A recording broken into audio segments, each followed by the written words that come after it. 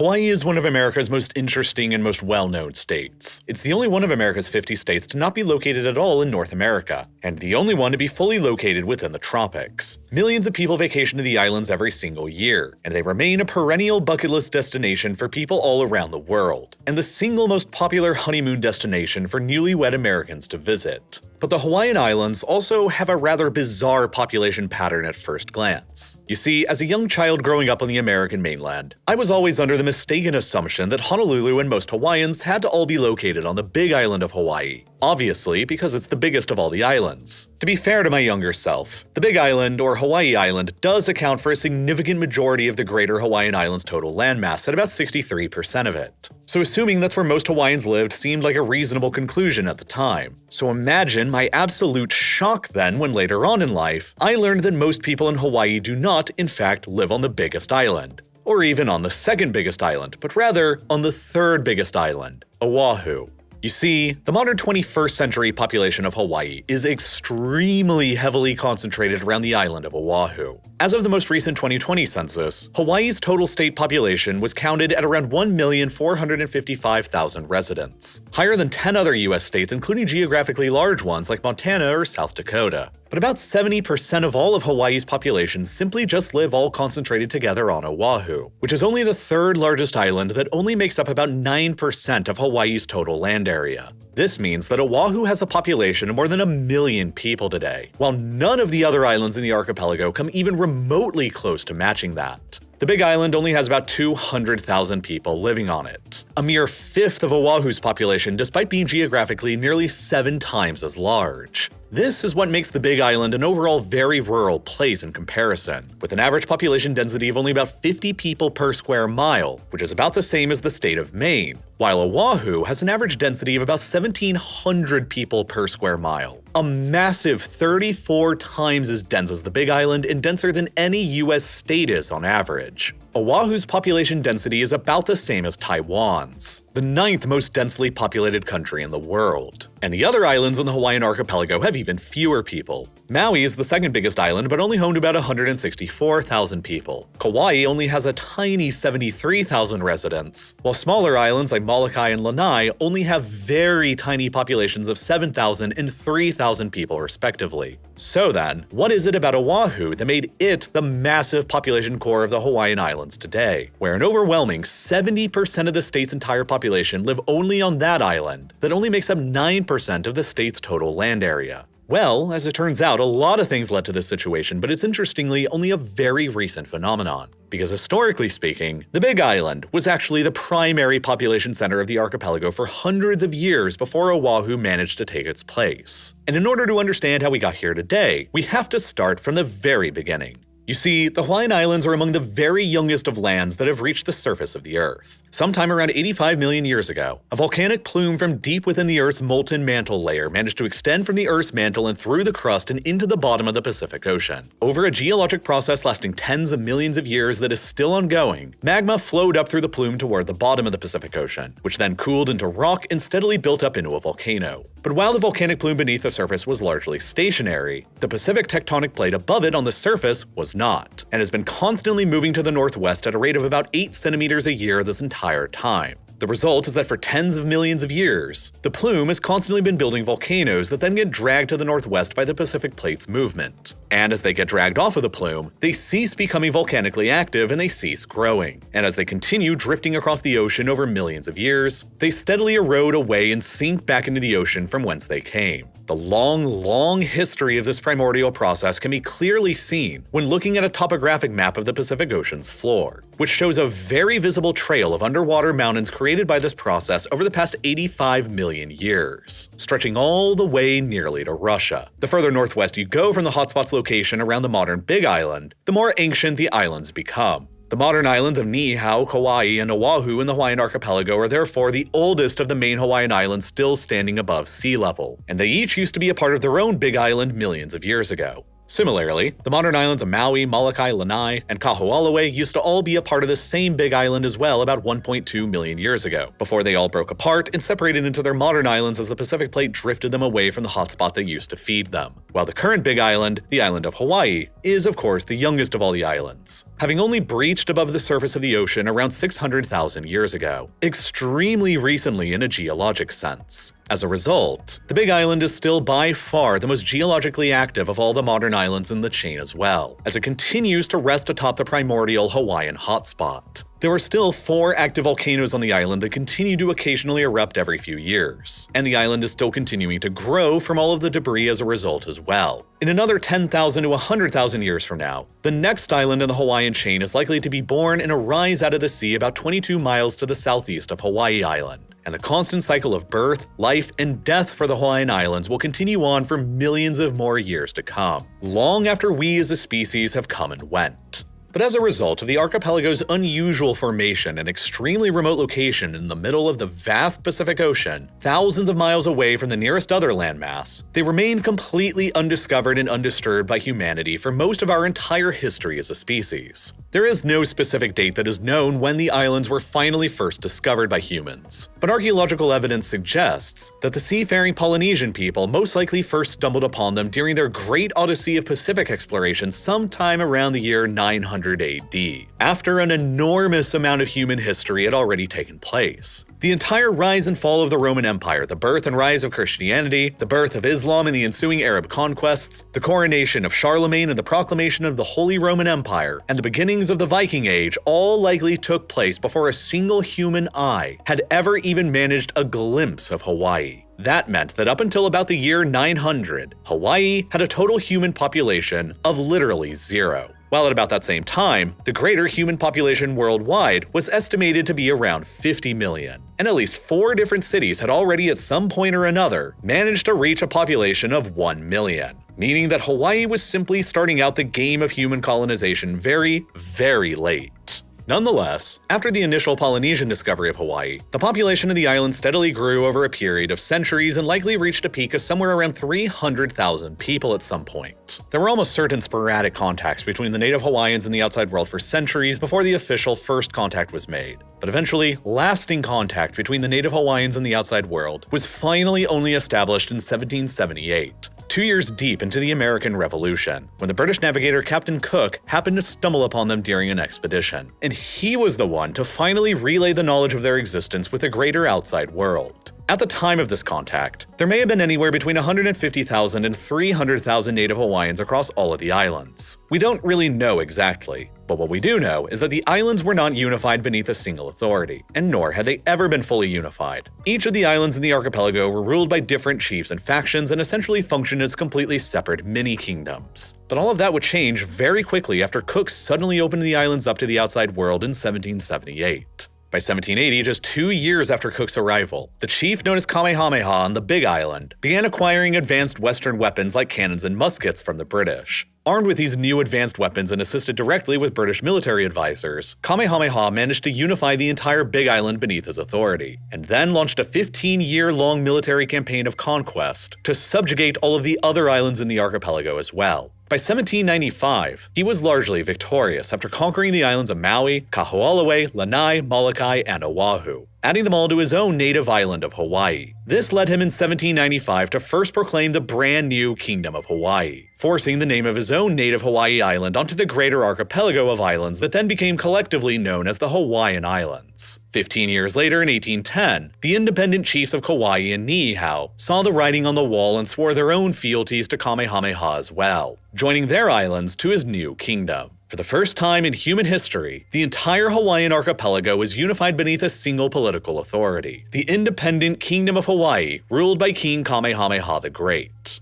But almost immediately, this newly created kingdom faced 3 highly related to each other problems. The first was that the native population of the islands almost immediately began rapidly crashing, owing to a variety of compounding factors. 15 years worth of near constant warfare waged all across the islands during Kamehameha's campaigns of unification killed a lot of people, for starters, but the biggest problem of all was the sudden introduction of foreign diseases by the many Westerners who were now visiting the islands that the natives had no immunities to. Diseases like smallpox, influenza, yellow fever, measles, and even the bubonic plague ravaged through the native Hawaiian population in much the same way that they had done through the Native American populations centuries previously after their initial contact. Other exacerbating factors included the introduction of alcohol, which the natives, of course, had no prior experience with, high rates of infant mortality, and long-standing cultural practices of infanticide and abortion, which were not made illegal in the kingdom until 1835 and 1850, respectively, further compounding on the other downward pressures faced by the population, combined with increasingly high rates of emigration among the native Hawaiians beyond the islands to the U.S. mainland, which even further compounded the bottoming out of Hawaii's population post-contact. As a result, the native population of the islands just completely crashed, from between 150,000 to 300,000 at the time of Cook's arrival in 1778, to only about 71,000 less than a century later in 1853. A completely apocalyptic rate of population decline.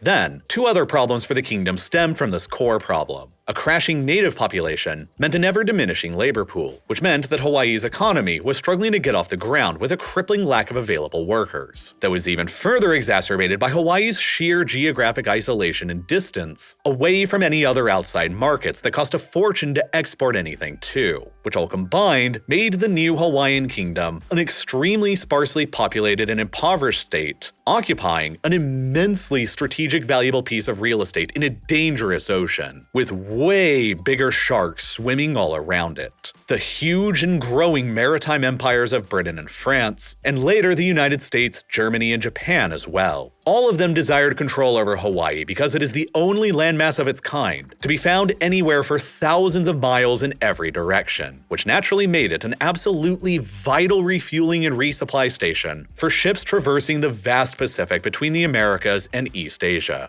To highlight the looming danger, a rogue British captain and his crew attempted to seize control over Hawaii in the name of the British Crown in 1843, a situation that lasted for months until the British government in London rebuked his attempts and reasserted the Kingdom of Hawaii's right to absolute sovereignty and independence. The early rulers of Hawaii, of course, knew that their geopolitical position was incredibly tenuous within these dangerous waters. But in order to try and fix it, they had no other choice but to invite the Westerners to the islands as friends, in order to help develop their economy and strengthen their overall position. And so the Westerners began coming to the islands in many different forms. Many were missionaries seeking to convert the natives to Christianity, while others were merchants and businessmen who came to make money, and many more were both. Many of these Western entrepreneurs realized that Hawaii's location in the tropics and its warm and relatively wet climate meant that it would be perfect for growing sugar and was as of yet completely untapped land for this purpose. Many came to Hawaii and set up large-scale sugar plantations across all of the islands, and they became some of Hawaii's largest landowners in the process, and some of them even bought up entire islands. In 1864, a woman named Elizabeth Sinclair bought the entire island of Niihau from the Kingdom of Hawaii for a sum of only $10,000. Niihau has continually remained privately owned by her direct descendants for the century and a half of history that has followed ever since, and it continues to this day to be privately owned by a pair of brothers. The island is completely off-limits to outside visitors without permission, and is only accessible to a select few people belonging to the immediate family who owns it, and US government officials, which has led to the island's modern nickname and status as the Forbidden Island of Hawaii. But other large sugar plantations and cattle ranches were set up across all of the other islands as well, by this new class of Western landowner who were being welcomed into the kingdom. And with an increasingly diminished pool of native Hawaiian labor to work on all of these plantations and ranches, the Western landowners began searching abroad to import labor on 5-year temporary contracts primarily from East Asia, and specifically from Japan, China, and later Korea and the Philippines. And over time, the native Hawaiian population continued diminishing in size, while the population of white Westerners and imported Asian labor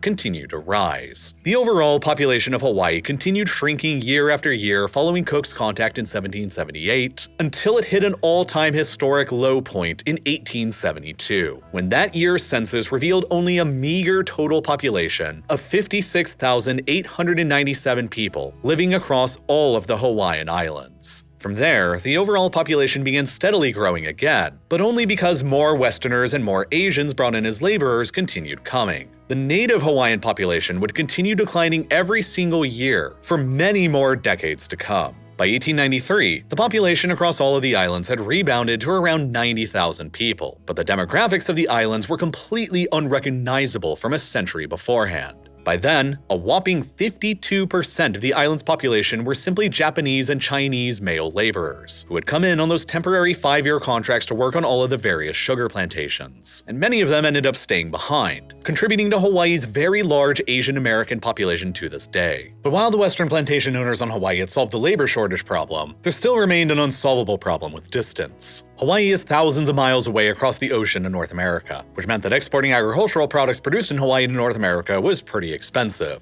And that was even further exacerbated by the fact that the US government had placed a series of import tariffs on Hawaiian sugar. The Western Hawaiian landowner class wanted these tariffs removed in order to increase their competitiveness in the US market. But the American government was playing hardball. They wanted Pearl Harbor, and they offered the Kingdom of Hawaii that in return for eliminating the tariffs, the Hawaiian government needed to lease Pearl Harbor to the US government. You see, Pearl Harbor is on the island of Oahu, and it is without a doubt one of the most strategically valuable natural harbors that can be found anywhere in the world. It's massive in size, the waters within it are deep and can easily accommodate warships and submarines, and it's extremely well protected from the furies of the outside ocean through a single narrow entrance. And best of all, this incredible harbor is located smack in the center of the North Pacific Ocean, and there's simply no other possible alternative to it anywhere else around for thousands of miles. Whichever nation or empire ended up controlling Pearl Harbor would inevitably become the maritime master of the entire North Pacific, and thus become capable of dominating the sea lanes of trade and travel between North America and East Asia. And so the United States wanted it not only for its own purposes and ambitions, but to also prevent it from falling into the hands of a potentially hostile maritime power, who could then use it to dominate the Pacific and even threaten the US West Coast, like the British, the Germans, or later on, the Japanese.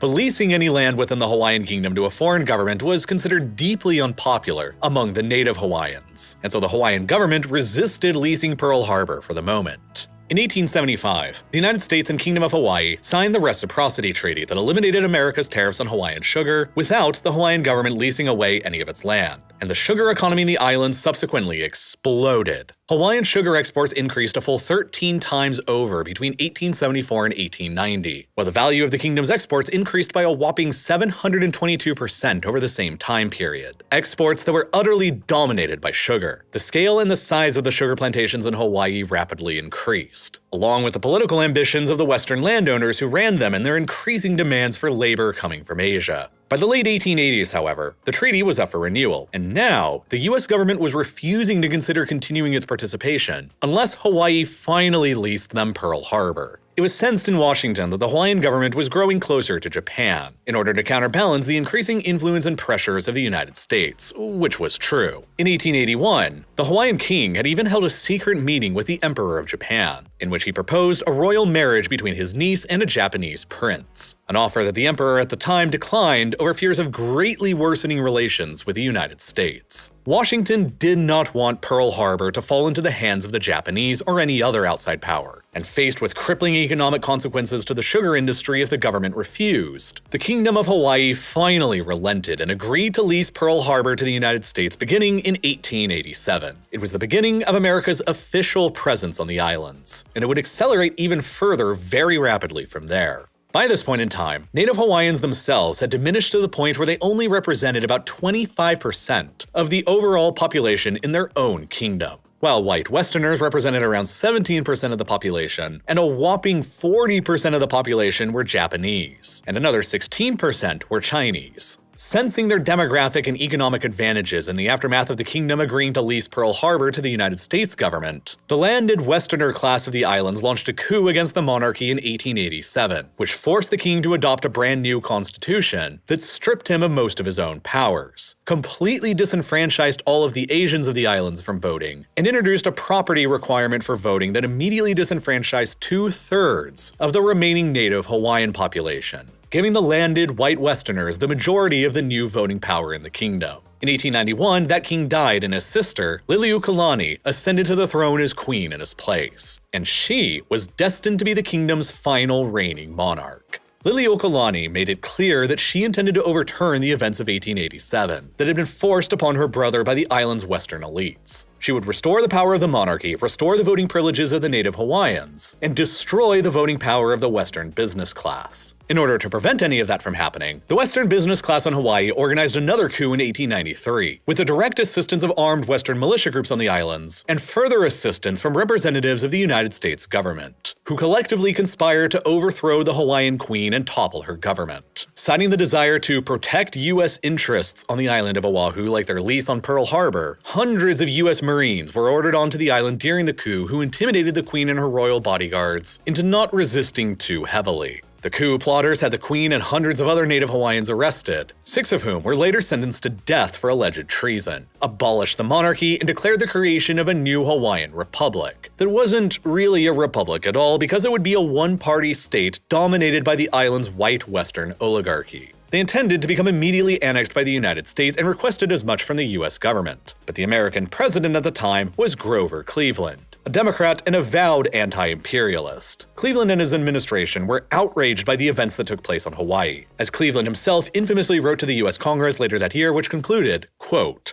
"By an act of war, committed with the participation of a diplomatic representative of the United States and without authority of Congress, the government of a feeble but friendly and confiding people has been overthrown. A substantial wrong has thus been done which a due regard for our national character as well as the rights of the injured people requires we should endeavor to repair. The Provisional Government of Hawaii has not assumed a republican or other constitutional form, but has remained a mere executive council or oligarchy, set up without the assent of the people. It has not sought to find a permanent basis of popular support, and has given no evidence of an intention to do so. The Cleveland administration thus refused to annex Hawaii, and the coup plotters were forced to sit in a sort of limbo state for a few more years. Everything changed, however, after William McKinley, a Republican in favor of U.S. expansion and imperialism, was elected to the American presidency in 1897. The following year, in April of 1898, the Spanish-American War broke out and would change America's calculus relating to Hawaii forever. During that war, the United States decisively defeated the ailing Spanish Empire and acquired a vast new colonial empire across the Caribbean and the Pacific in the process. It is how the United States ended up acquiring Puerto Rico, Guantanamo Bay in Cuba, and Guam, which all remain territories of the United States today, in addition to the Philippines, which were granted independence in 1946. But at the time, in 1898, America had acquired a major empire in the Western Pacific out of the Philippines and Guam.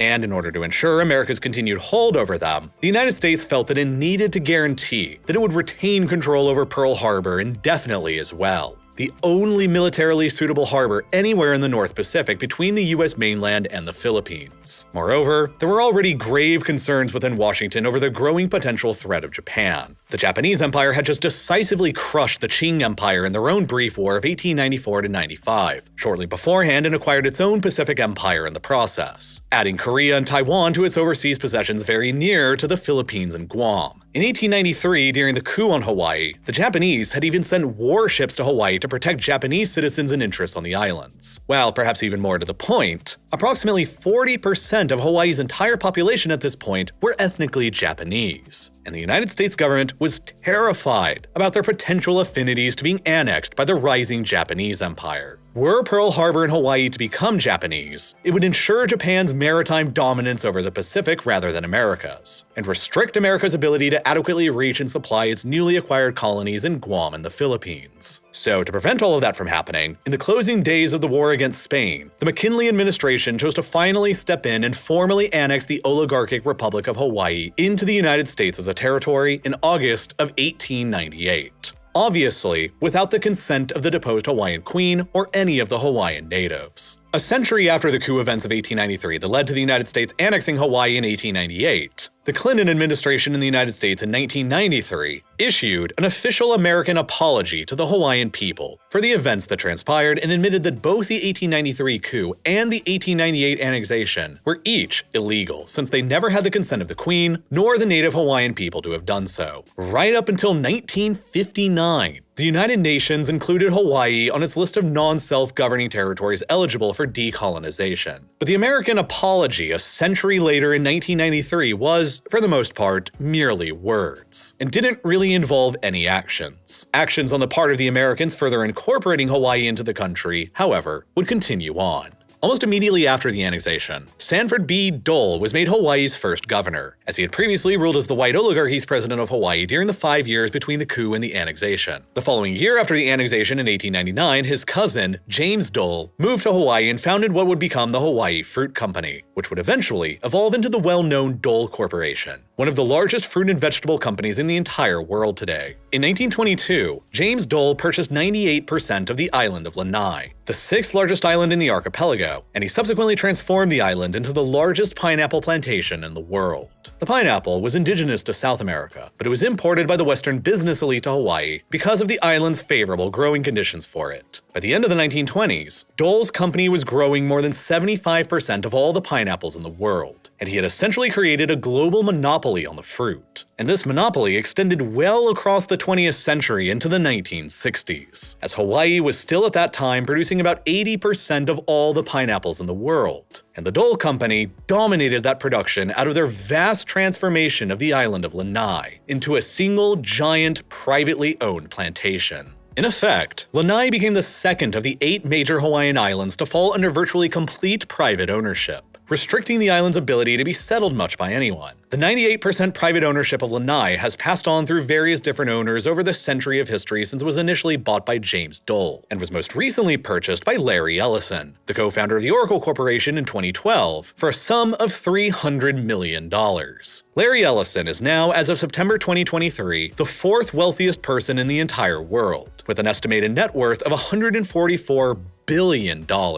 And his 98% ownership of Lanai is far from the only land in Hawaii currently owned by the world's modern billionaire class. Mark Zuckerberg owns more than 1,600 acres of land across the island of Kauai that he purchased for $175 million, while Oprah owns more than 2,000 acres of land across Maui and is that island's largest individual landowner, while other billionaires like Jeff Bezos, Peter Thiel, and Mark Benioff all own large estates across Hawaii as well. But these individual people are far from the only ones who began acquiring land in Hawaii from the natives after it became a part of the United States. By 2015, the scholar Winona LaDuke estimated that roughly 95% of all the land in Hawaii was owned by merely 82 landholders, including more than 50% owned by both the United States federal government and the Hawaii state government, and much of the rest owned by the long-established sugar, pineapple, and ranching companies and large individual landowners who own islands outright, like Larry Ellison and the brothers who own Ni'ihau. By 1920, only a little more than 20 years after the American annexation, the native Hawaiian population of the islands had crashed to its all-time historic low of nearly 24,000 individuals remaining, most of whom lived in remote and difficult-to-access villages scattered across the islands. After the US took over, further immigration from Japan and China and elsewhere in Asia were also banned, and more Americans from the mainland began moving to the new Hawaiian territory, as the island of Oahu specifically became increasingly more important to the American military, as the US Navy continually kept building up its infrastructure around Pearl Harbor to make it functionable as a major naval base. It also didn't hurt that nearby Honolulu had a very good natural harbor as well, only about 5 miles away from Pearl Harbor, making Honolulu ideally suitable to become the Hawaiian Islands' primary civilian commercial center, benefiting from the massive amounts of money that the military was investing into developing Pearl Harbor. And as the Japanese Empire continued its aggressive expansion across Asia, with invasions of Manchuria and the Chinese mainland throughout the 1930s, the United States became increasingly concerned about a coming war with Japan erupting in the Pacific, despite America's commitment to neutrality at the time.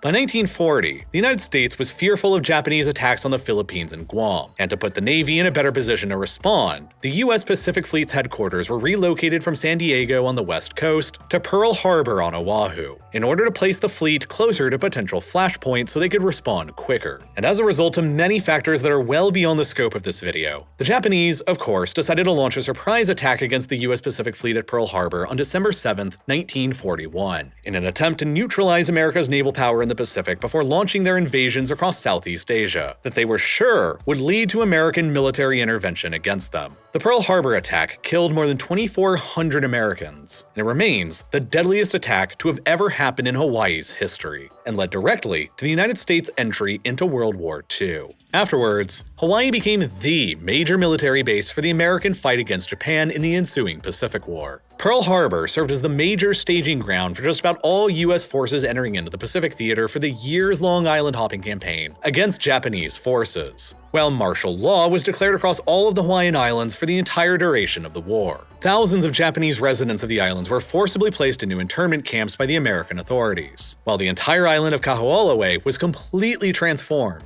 into a U.S. military training center. The island had never been heavily populated in its entire history because it sits in the rain shadow of Maui's towering Haleakala volcano, and it doesn't have any high mountains of its own that can capture moisture independently, meaning that rainfall across the island is scarce and fresh water is hard to come by, which always limited the island's ability to develop and sustain a population. Nonetheless, the US military removed the few islanders who lived there during World War II and effectively transformed the entire island into a big live-fire practice range. It was repeatedly used as target practice by American bombers and ships going into war against Japan, while mock amphibious assaults on its beaches were conducted by US Marines training for the real battles to come elsewhere in the Pacific. As a result, Kaho'olawe became effectively uninhabitable due to the huge amount of unexploded ordnance that the US military left behind on it, in addition to the crippling lack of fresh water there. After World War II, martial law in Hawaii was ended, but the US military maintained its ownership of Kaho'olawe for decades longer, well into the 1990s. After all, Hawaii remained extremely geopolitically valuable to the United States all throughout the subsequent Cold War as well, and specifically Pearl Harbor and Kaho'olawe. The Pacific Fleet based in Pearl Harbor steadily grew into the largest maritime command in the entire world, with a combined force as of 2023 of 250,000 sailors and Marines under its command, along with 200 ships and 2,000 aircraft. Pearl Harbor continued to be a major staging ground for the fleet in conflicts all around the Pacific that the United States subsequently found itself involved in, from Korea and Vietnam to the major Taiwan Straits crises between the People's Republic of China on the mainland and the Republic of China on Taiwan. And Kaho'olawe continued to be used as a training ground for bombing missions throughout the Korea and Vietnam conflicts as well. And the United States continued conducting live-fire exercises on the island all the way until 1990. And the military finally gave it back to the Hawaii state government only in 1994, after which decontamination operations were conducted to try and remove all of the unexploded bombs and artillery shells that the military had left there over decades worth of bombing the island. But it's believed that many continue to remain, and the island is not considered safe to travel to as a result. Moreover, after receiving it back from the military in 1994, the Hawaii state government chose to set the entire island aside as a nature preserve dedicated to the native Hawaiian people, where all economic activity is forbidden, basically rendering the island indefinitely uninhabitable, which is why its population is 0 today. And this is basically how you started getting to Hawaii's current strange-seeming population pattern. 3 out of the 8 main islands were basically completely eliminated as settlement altogether by various different factors. The island of Niihau coming under 100% private ownership in 1864 that continues to this day. The island of Lanai coming under 98% private ownership, first by James Dole and later by Larry Ellison. And the island of Kaho'olawe coming under the complete ownership of the United States military, and used for live-fire exercises for decades until the 1990s, rendering it effectively uninhabitable. Then, the island of Molokai isn't very great from a development standpoint either. When you look at a rainfall map of the islands, the trade winds generally blow from the east and they hit the high mountains found in the east of all the islands of Hawaii, Maui, Oahu, and Kauai. So all 4 of those islands have at least some areas where there are abundant amounts of rainfall. The western parts of the islands are generally in the rain shadows of these mountains and are thus more arid and dry, including Kaho'olawe and Lanai, which are very dry islands in addition to all of their other problems. Molokai, the 5th largest island in the archipelago, doesn't have as high mountains as the larger 4 ones do, and so it doesn't force clouds up as much, and so it doesn't get as much rainfall, meaning that fresh water is much scarcer to come by on Molokai, and it further doesn't have any significant harbors like Oahu has with Honolulu and Pearl Harbor. And thus, Molokai has remained very rural and sparsely populated for its entire history, which is why only about 7,000 people live there today in 2023. So that essentially left only Kauai, Oahu, Maui, and Hawaii, the 4 biggest islands and the most mountainous islands that receive the most rainfall and have the most available freshwater resources. But Oahu retained another major advantage over all of the other islands besides just for Pearl Harbor and Honolulu Harbor as well. While Oahu is fairly mountainous, it is significantly less mountainous than all of the other major islands, and has substantially larger amounts of flatter lands that are simply easier to develop into an urban environment. It's no surprise that Oahu's modern population density is concentrated on the flat lands around Pearl Harbor and the island's eastern shore, while the population density on Maui is concentrated in the flat, narrow neck between the mountains of the east and the west, while the population density of the Big Island is concentrated along the narrow, flatter, and easier to develop coastal plains in the west and the east. So as the US military continued pouring resources into developing Pearl Harbor, Honolulu right nearby kept benefiting from all of the government's investment into infrastructure, and with its own pretty decent natural harbor, it developed into the island's primary civilian business and finance center. And so it was only natural then that it also evolved into the gateway to the rest of the Hawaiian Islands through a newly emerging sector of the economy that eventually became completely dominant in the islands after World War II: tourism. As Hawaii is geographically very far away from any other landmasses, flying to the islands from anywhere else was simply out of the question for most of its history, as planes lacked the range or the power to actually make it there. But inspired by Charles Lindbergh's first successful non-stop flight across the Atlantic in 1927, James Dole decided to host a similar contest to try and get the first direct flight from North America to Hawaii happen. This culminated with the Great Dole Air Race of 1927, in which Dole offered a prize of $25,000 for the first crew to successfully make the nonstop flight from Oakland to Honolulu. And it turned into an absolute shit show of the highest order. Of the 8 aircraft that participated in the race, only 2 managed to successfully make it across the Pacific to Honolulu. Of the 6 unsuccessful aircraft, 2 of them crashed immediately upon takeoff. 2 more of them were forced to return back to Oakland for repairs, while another 2 simply vanished in the vast emptiness of the Pacific, never to be seen again. One of the planes that was repaired subsequently went out searching for the missing planes and also vanished, never to be seen again. In all, before, during, and after the race to be the first crew to successfully fly directly to Hawaii in 1927, 10 people were killed and 6 airplanes were lost or damaged beyond repair in the attempt. But the first successful flight from North America to Hawaii had been made regardless, and it marked the very beginning of the era of air travel to the islands rather than taking a very long journey by sea. The very first commercial passenger air service to the islands began on Pan Am's once-weekly scheduled service between San Francisco and Honolulu on the 21st of October 1936. But the true era of mass tourism to the islands only began after the Second World War, with United San Francisco-Honolulu and Los Angeles-Honolulu routes launching in 1947 and 1950 respectively, and Northwest Seattle-Honolulu and Portland-Honolulu routes both launching in 1949. The early tourism industry to the islands was completely centered upon Honolulu, and it's remained that way ever since. After Hawaii was admitted as the 50th and most recent American state after a referendum in 1959, a referendum in which independence was not given as an option, mind you, tourism to the islands from the US mainland continued accelerating even further, to the point where it eventually became the state's most vital economic pillar.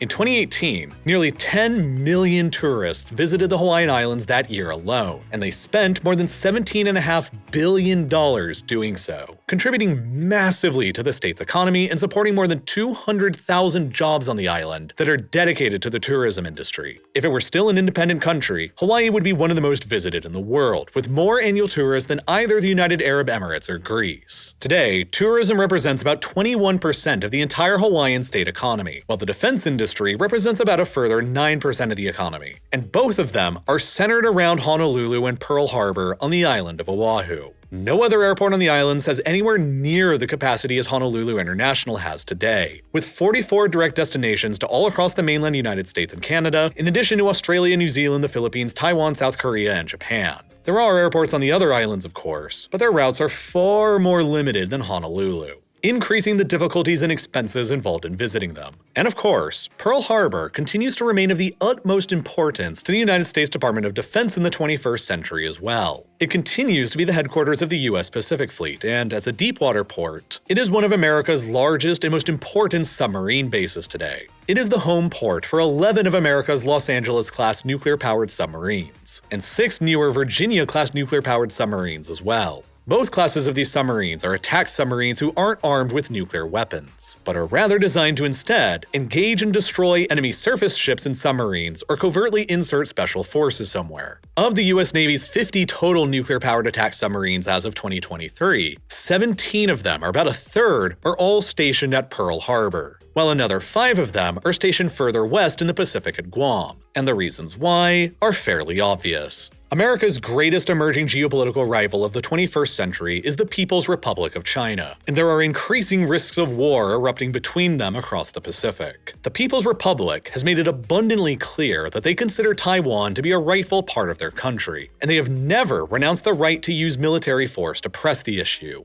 If and when the day comes that the Chinese finally decide to launch a full-scale invasion across the Taiwan Strait, the United States has a very high chance of getting itself militarily involved to defend Taiwan for reasons that fall outside the scope of this video. America's military strategy to defeat a Chinese invasion of Taiwan and keep the island de facto independent hinges on many different maritime objectives, blocking the Strait of Malacca and the various narrow waterways zigzagging all throughout the Indonesian archipelago, to deny China's ability to continue importing oil and gas from the Persian Gulf, in order to starve China's war machine and economy dry, while simultaneously blocking off all further maritime choke points in between the Philippines, Taiwan, and Japan that could otherwise grant Chinese warships and submarines access into the greater Pacific, seeking to expand the scope of the war beyond the immediate theater in the Western Pacific, to America's naval bases and interests in Guam, Hawaii, or even the West Coast. America's closest military bases to Taiwan are in Okinawa and South Korea, but America's closest naval bases to Taiwan and China are Guam and Pearl Harbor. And just as in the Great Pacific War of the 20th century against Japan, Hawaii and Pearl Harbor is the most strategic asset the United States possesses in this potential upcoming conflict, because it grants the 17 nuclear attack submarines and 9 destroyers based here the ability to rapidly sortie out westwards to accomplish all of America's strategic maritime objectives during a Chinese invasion of Taiwan scenario,